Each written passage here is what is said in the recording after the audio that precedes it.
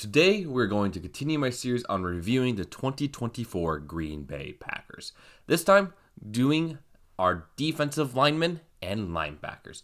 Under new defensive coordinator Jeff Hafley, there was a ton of expectations on these guys to improve so that the team could succeed in the 2024 season. For the most part, our defense got a ton better in terms of coverage and in stopping the run. But the pass rush was definitely lacking for the majority of the season, and the pressure that was generated was done so by doing stunts and blitzes. The grading is as followed. A is for players that had a fantastic season, way exceeding expectations or making the All-Pro team. B is for players that had a really good season, exceeding expectations. C is for players that had an average season or met expectations.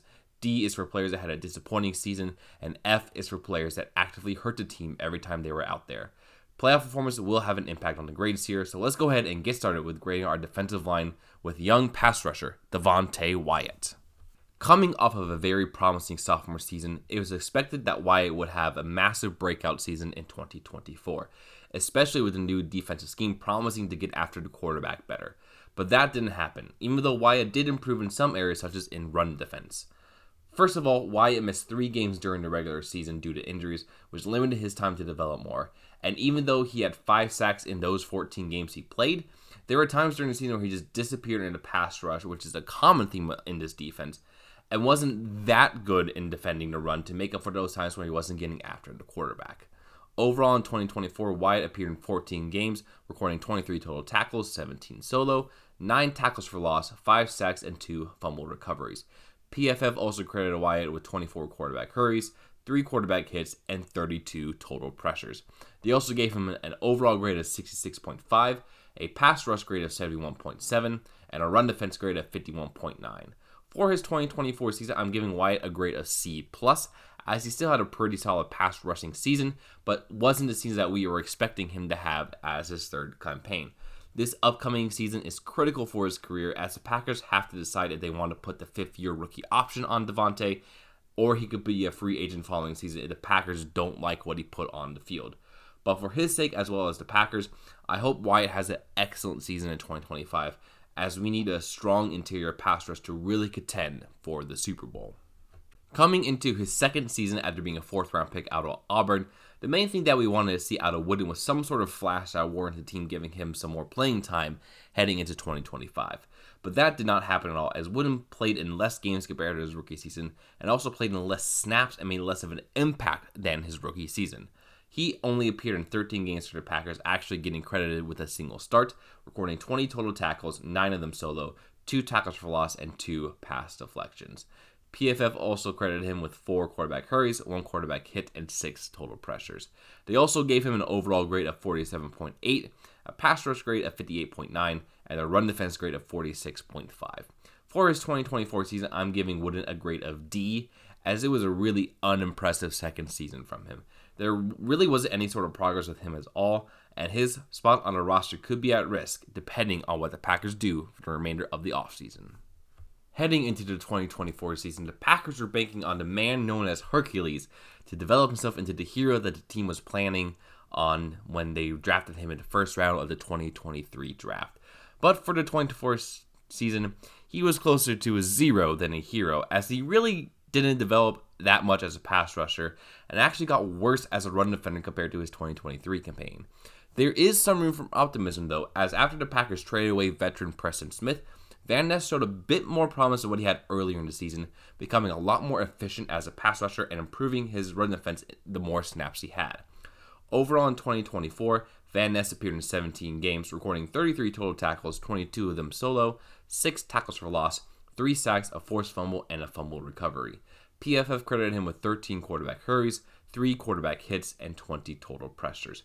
They also gave him an overall grade of 53.8, a pass rush grade of 65.5, and a run defense grade of 45.2. For his 2024 season, I'm giving Van Ness a grade of C-, as he really didn't improve at all compared to his 2023 season, and in some areas even got worse. But there are signs that could point to his breakout finally happening in 2025, such as when Preston Smith was traded away, his performance actually did have an uptick. But 2025 is a huge year for Lucas, as he needs to have a good season to justify the Packers taking him that early into 2023 draft. Will he have a Rashawn Gary type breakout in 2025, Or will he become yet another first-round miss by the Packers front office? Only time will tell. Being one of the most veteran leaders on this defense, it was expected that Preston Smith would have another solid season as the Packers' number 2 edge rusher. But the switch from a 3-4 scheme to the 4-3 scheme under Jeff Hafley did not do Smith any favors, as he really struggled in the 9 games he was with the Packers. He was still a very solid run defender, but his pass rush ability took a massive step down compared to what we have been used to in the previous 5 seasons in Green Bay. His role got so diminished and frustrating for him that he and the Packers decided it would be mutually beneficial to move on, and he was traded to the Pittsburgh Steelers in exchange for a 7th round pick. Overall for the Packers in 2024, Smith appeared in 9 games, starting in all 9 of them, recording 9 team total tackles, 6 solo, 2 tackles for loss, and 2.5 sacks. PFF credited him with 10 total pressures, 1 quarterback hit, and 6 quarterback hurries. They also gave him an overall grade of 61.8, a run defense grade of 67.6, and a pass rush grade of 58.0. For his 2024 season with the Packers, I'm giving Smith a grade of D, as he wasn't that effective pass rusher that he has been in years past with the team. At least we were able to get a draft pick out of him, as he was not effective in his 2024 season with Green Bay. One of the surprise risers during Packers training camp and during the preseason, Mosby turned in a very solid season for being the 5th to 6th edge guy and special teamer for Green Bay. He definitely made more of an impact on special teams as he played 59% of the team's special team snaps, compared to only 15% on defense. Overall in 2024, Mosby appeared in 16 games, recording 12 total tackles, 6 of them solo, 1 tackle for loss, half a sack, and 2 pass deflections. PFF credited him with 8 quarterback hurries, 1 quarterback hit, and 10 total pressures. They also gave him an overall grade of 62.5, a pass rush grade of 49.6, and a run defense grade of 67.7. For his 2024 season, I'm going to give Mosby a grade of C+, as he had a really solid season for a special teamer, and in his limited time on defense, he made a couple of splash plays that gives you hope that he could be a good depth edge rusher on the Packers for a while to come. Coming into the 2024 season, many people were expecting a massive breakout campaign for Bane Gary. Between having his first fully healthy offseason since his ACL injury in 2023 and the new 4-3 scheme by Jeff Hafley that emphasized more hands in the dirt for his edge rushers, a double-digit sack season was the minimum expectations for Gary, who the Packers extended to a pretty good-sized contract not too long ago. But while he still had a solid season for Green Bay, he definitely disappointed compared to both the expectations we had for him and his contract, being close to the 20th to 25th best edge rusher compared to the top 10 level of production everyone had for him. But while his pass rushing production didn't live up to the expectations, Gary proved to be one of the best run defending edge rushers in all of football. Overall in 2024, Gary appeared in 17 games, starting in all 17 of them, recording 47 total tackles, 26 solo, 9 tackles for loss, 7.5 sacks, including having an additional sack in a wildcard round loss to the Eagles, 1 forced fumble, 1 fumble recovery, and 1 pass deflection. PFF credited him with 32 quarterback hurries, 7 quarterback hits, and 47 total pressures. They also gave him an overall grade of 73.8, a pass rush grade of 66.3, and a run defense grade of 75.3. He also was somehow voted into the Pro Bowl this season, which in my personal opinion he did not deserve based on his production in 2024. For his 2024 season, I'm going to give Gary a grade of B-, as he was by far the best defensive lineman for this team, though to be fair, that is not saying that much. It was one of his weakest campaigns while he has been a starter for Green Bay, and the Packers want to go anywhere in the playoffs.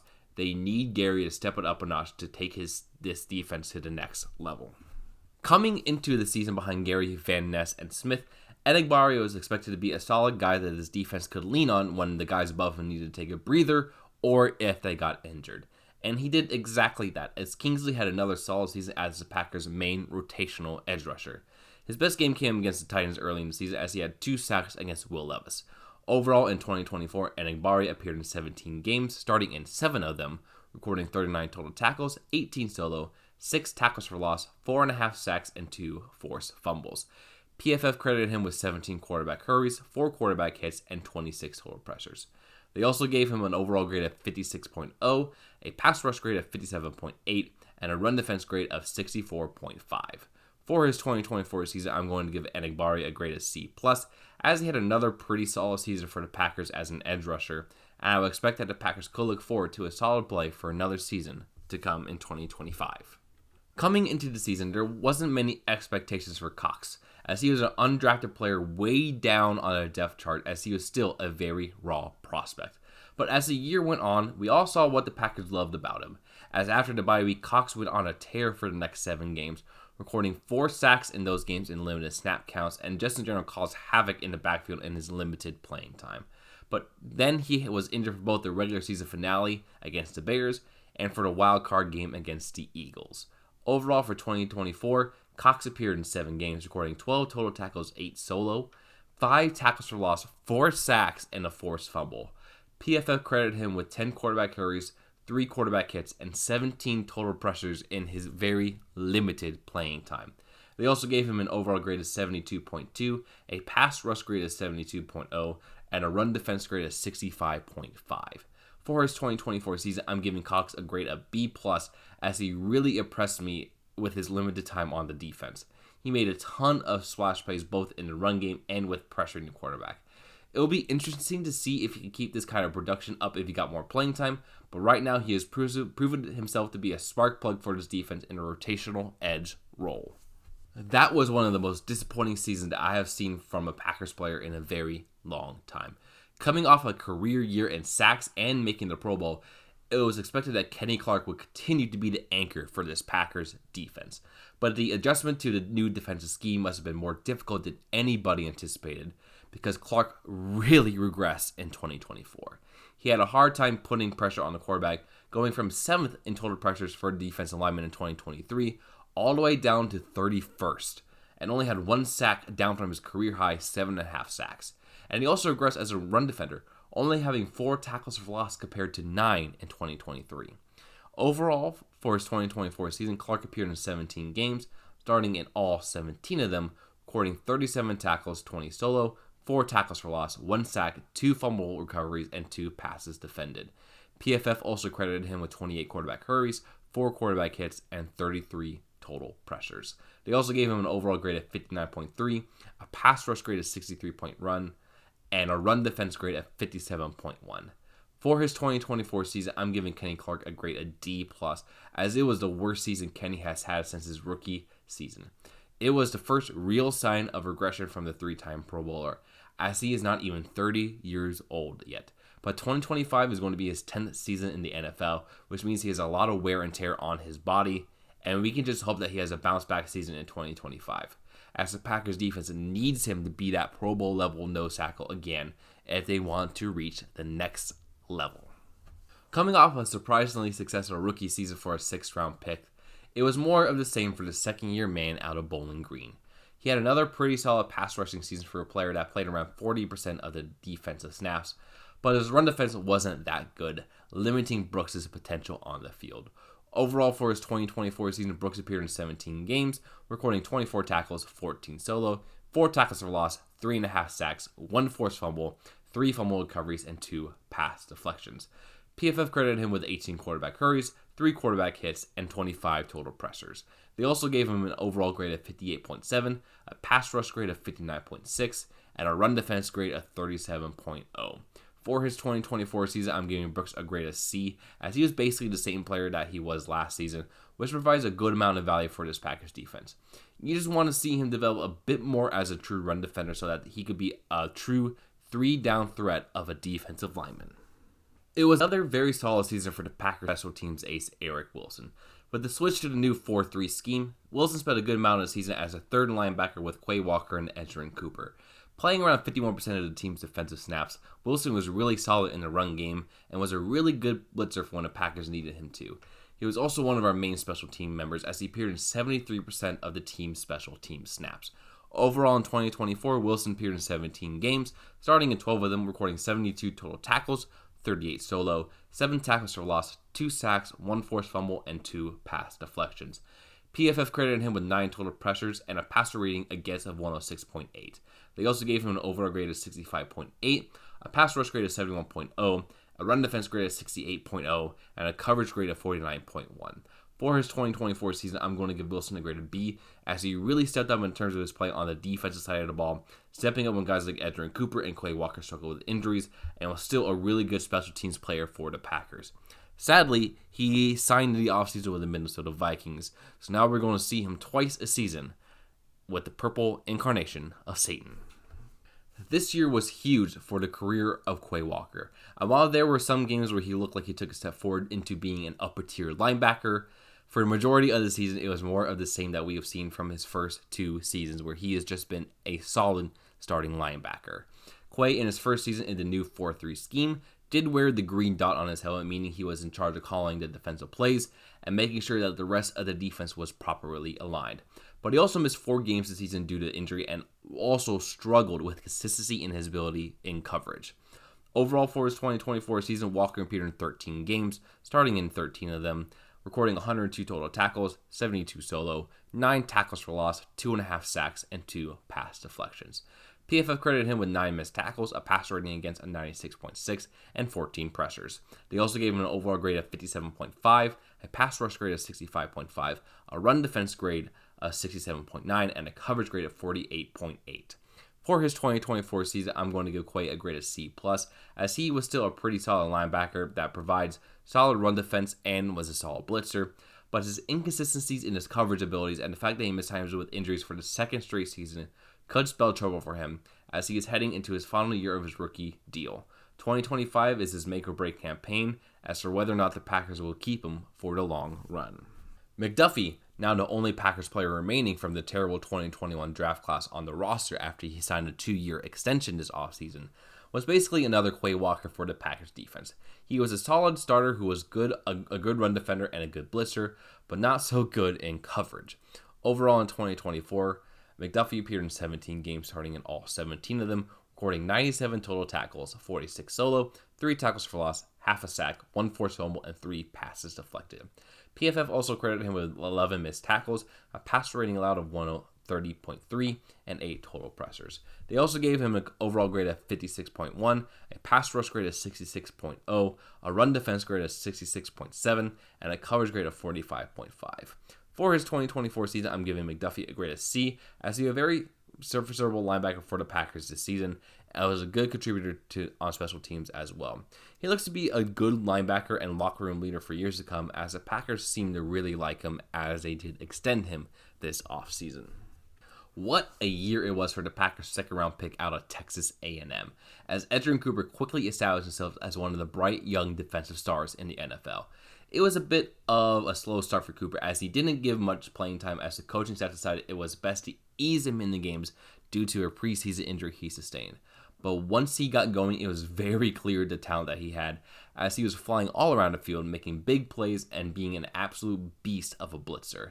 He did miss a couple of games in the middle of the season with another injury, but the last 4 games of the season was the best he played all year long. Overall, for his 2024 season, Cooper appeared in 14 games, starting in 4 of them, recording 87 total tackles, 57 of them solo, 13 tackles for loss, 3.5 sacks, 1 forced fumble, 2 fumble recoveries, 1 interception, and 4 passes defended. PFF credited him with 13 missed tackles, a passer rating against of 93.8, and 11 total pressures. They also gave him an overall grade of 84.0, which is good for 10th among all linebackers, a pass rush grade of 90.0, second among all linebackers, a run defense grade of 78.6, and a coverage grade of 73.5. For his 2024 season, I'm giving Cooper a grade of A, as he had one of the best rookie seasons that a Packers defender has had in a long time. He was an explosive force on our defense, and the only reason why his grade isn't an A+ is because of the injury he had that missed him 3 games. But I'm looking forward to see Cooper as a game wrecker for years to come, as he is a really, really fun player to watch. Thank you guys so much for watching this video. Next one up is going to be our last of the reviewing of the Packers season, where we're going to go over the secondary as well as special teams. Thank you all so much for watching. If you enjoyed the content, like, comment, and subscribe, and I'll see you in the next one. Peace.